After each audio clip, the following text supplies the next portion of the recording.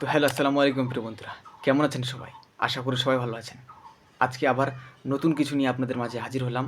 টি-20 world কাপের যে নতুনত্ব বা ডু অর ডাই এর যে একটি ধারণা আপনাদের সামনে আজকে তুলে ধরব।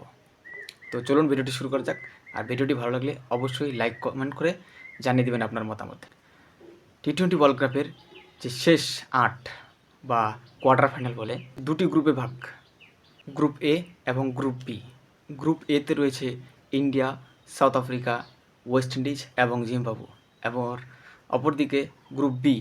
গ্রুপ বিতে রয়েছে পাকিস্তান, নিউজিল্যান্ড, শ্রীলঙ্কা এবং ইংল্যান্ড। তো বন্ধুরা, আজকে কিন্তু শেষ ৮-এর গ্রুপ এর ডু অর ডাই।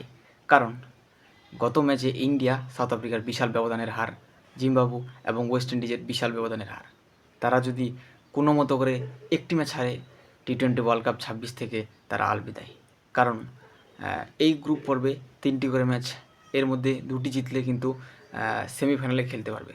অপরদিকে কিন্তু পাকিস্তানেরও কি খানিকটা সম্ভাবনা, কিন্তু অনেকটাই 95% নাই। শ্রীলঙ্কা অপরদিকে বাদ হয়ে গেছে।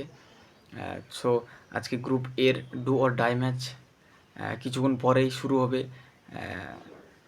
ওয়েস্ট ইন্ডিজ বনাম সাউথ আফ্রিকার ম্যাচ এবং সন্ধ্যা 7:30টায় ইন্ডিয়া বনাম জিম্বাবুর যে ম্যাচ শুরু হবে।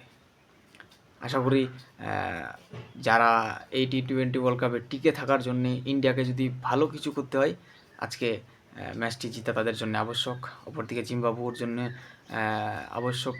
বেস্ট অফ লাক উভয় দলের জন্যে। ভিডিওটি ভালো লাগলে অবশ্যই একটি লাইক করে দেবেন এবং চ্যানেলটি সাবস্ক্রাইব করে পাশে থাকবেন।